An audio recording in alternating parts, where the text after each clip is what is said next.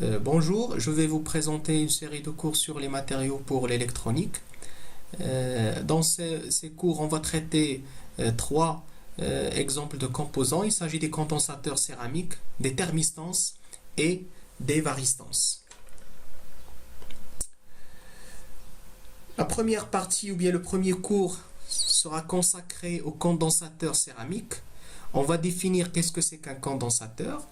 Par la suite, on va voir les milieux diélectriques et définir ce qu'on appelle la polarisation. Et on va traiter comme exemple de matériaux utilisés dans ces condensateurs.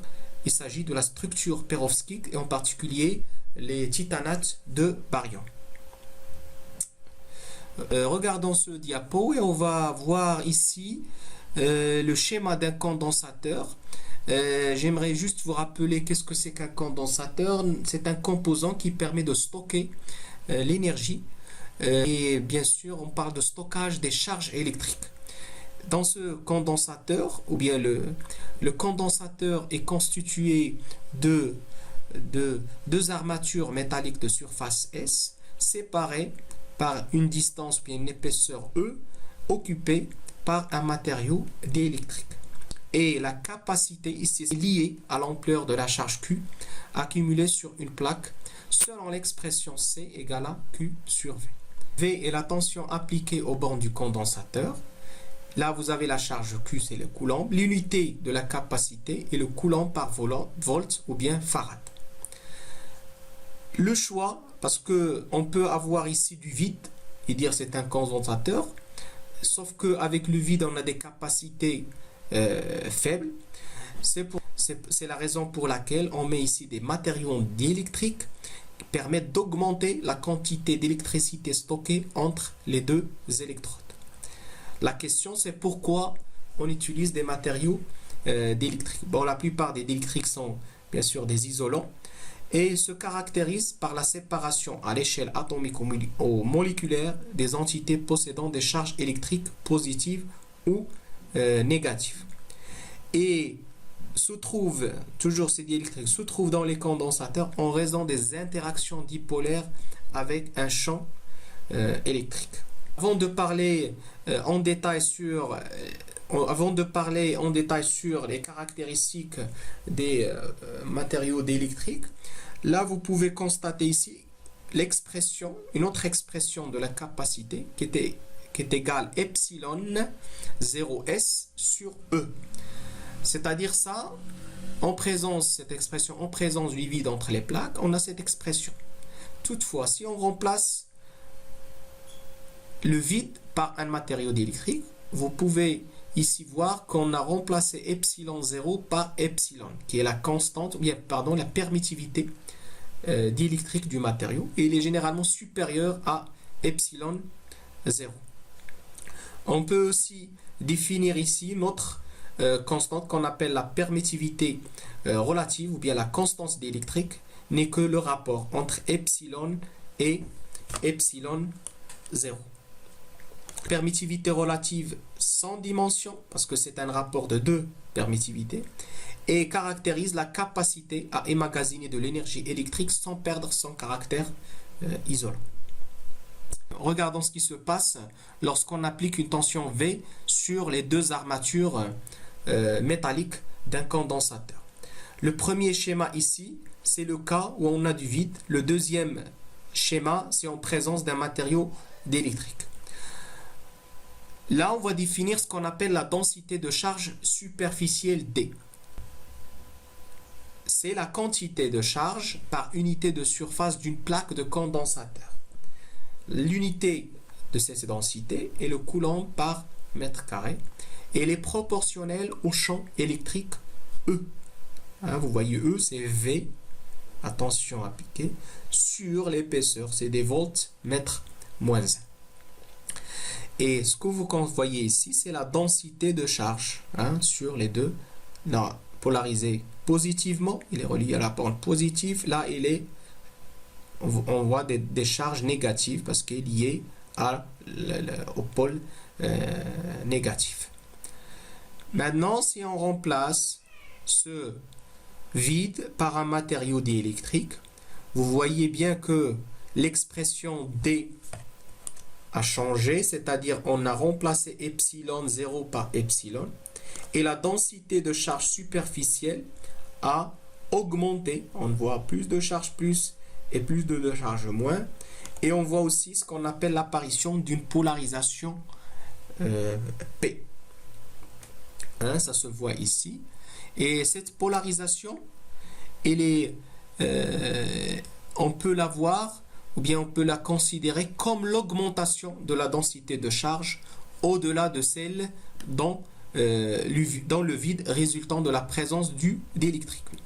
Et là, j'aimerais juste rappeler que l'unité de la polarisation, c'est la même que celle de la densité des charges, c'est des coulombs par mètre carré. Et on peut aussi considérer la polarisation comme le nombre de moments dipolaires par unité de volume, hein, dans un matériau. Qu'est-ce que c'est qu'un moment dipolaire? Normalement, ça concerne les dipôles électriques. C'est quand on a un pôle de charge plus et un pôle de charge moins, mais un centre de charge plus et un centre de charge moins. Maintenant, on va essayer de trouver l'expression de la polarisation. On a l'expression, ou bien la relation 2 où D égale à epsilon E. On peut aussi écrire que cette D égale à epsilon 0E plus P. Hein? Là, on montre l'apparition de la polarisation. Elle est généralement de sens opposé par rapport au champ électrique. D'après 1, 2 et 3, on peut déduire ici l'expression de la polarisation. C'est epsilon 0 facteur epsilon R moins 1 multiplié par le champ, par E, le champ électrique.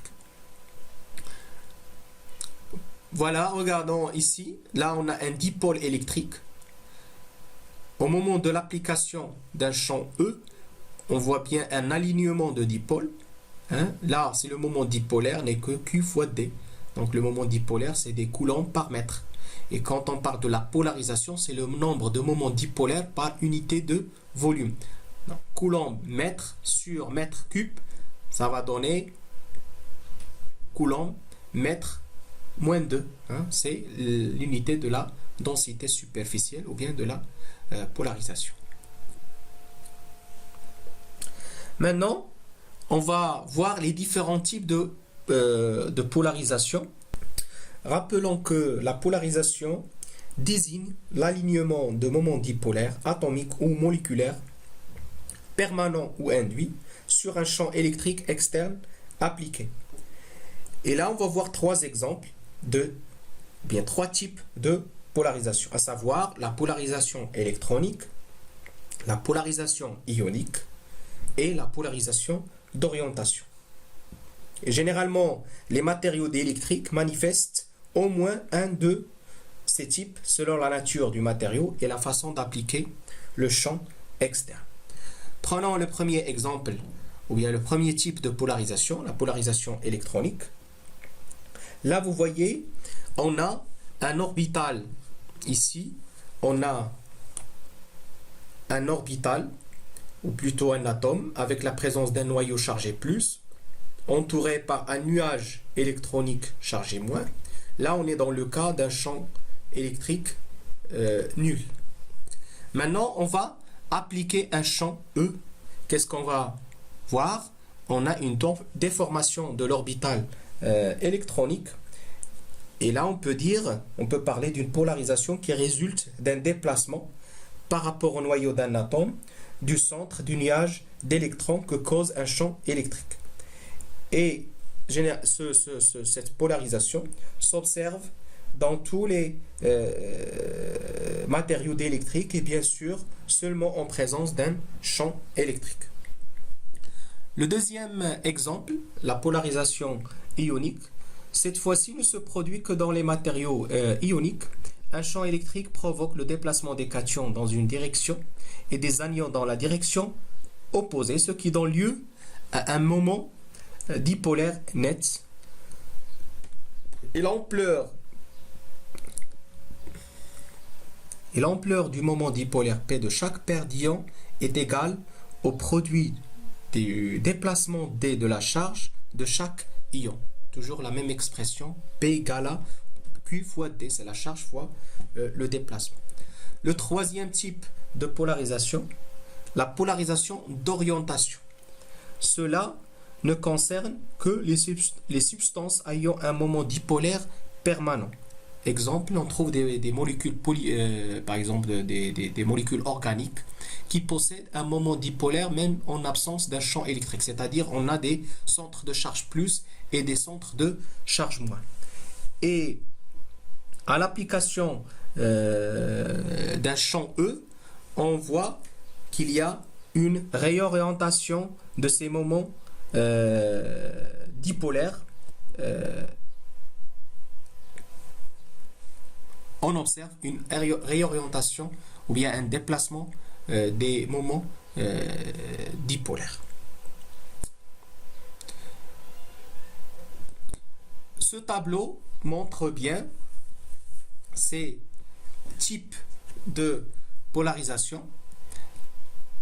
Le cas polarisation électronique, on a déjà vu que c'est le déplacement du centre d'inertie du nuage par rapport au centre. Le cas de la polarisation ionique, le cas où on a des polarisations d'orientation. On peut aussi ajouter notre type de polarisation, c'est la polarisation interfaciale qui se produit au niveau des défauts. C'est-à-dire, par exemple, ici, vous avez des joints de grains. Ça pourrait se produire sur des lacunes, ou bien des impuretés. Et on voit ici des charges plus et des charges moins, des centres de charge. Et là, on peut dire que la polarisation est le résultat de plusieurs contributions. C'est-à-dire, on peut avoir les contributions de chaque type de polarisation. Dans le tableau, on voit ce qu'on appelle la durée d'établissement de polarisation. Pour comprendre de quoi s'agit-il, examinons le cas d'un matériau d'électrique qui se polarise en présence d'un champ électrique produit par un courant alternatif. Chaque fois que la direction du champ, bien du courant qui s'inverse, les dipôles se réorientent avec le champ. Et à chaque type de polarisation est associé un temps minimal de réorientation qui est fonction de la facilité avec laquelle les dipôles se réalignent. C'est-à-dire, si vous regardez ce tableau, on a parlé par exemple pour la polarisation électronique, la durée d'établissement ou bien de réorientation de ces dipôles, ça varie entre 10-14 à 10-16 secondes. Et on peut trouver la fréquence correspondante qui est 1 sur T. Pour la polarisation ionique, on a ça varie entre 10-10 et 10-13. C'est-à-dire pour une fréquence de 1 sur 10-10 ou 1 sur 10-13 et ainsi de suite pour le reste. Là, donc à chaque type de polarisation est associé un temps minimal de réorientation. Et ça, on peut déduire à partir de ce temps de réorientation, on déduit ce qu'on appelle la fréquence de relaxation, qui est, comme j'ai dit, l'inverse de ce temps minimal. Dans cette figure, vous pouvez voir ici l'effet de la fréquence. Là, c'est la variation de la constante d'électrique en fonction de la fréquence. Et on voit bien que pour des fréquences ici assez élevées, on a une polarisation, l'apparition d'une polarisation électronique. Pour cette fréquence, on a la polarisation ionique. Et là, troisième type de polarisation, c'est la polarisation d'orientation pour des fréquences encore plus faibles. La figure montre aussi que la constante d'électrique chute brusquement lorsque cesse le mécanisme de polarisation. Donc ça se voit de là à là, une chute, de là à là, une chute, et ainsi de suite. Là, pour résumer, on parle d'un condensateur plan avec deux armatures et un diélectrique.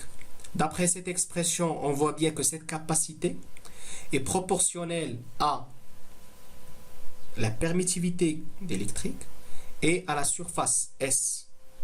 Par contre, elle est inversement proportionnelle à l'épaisseur E.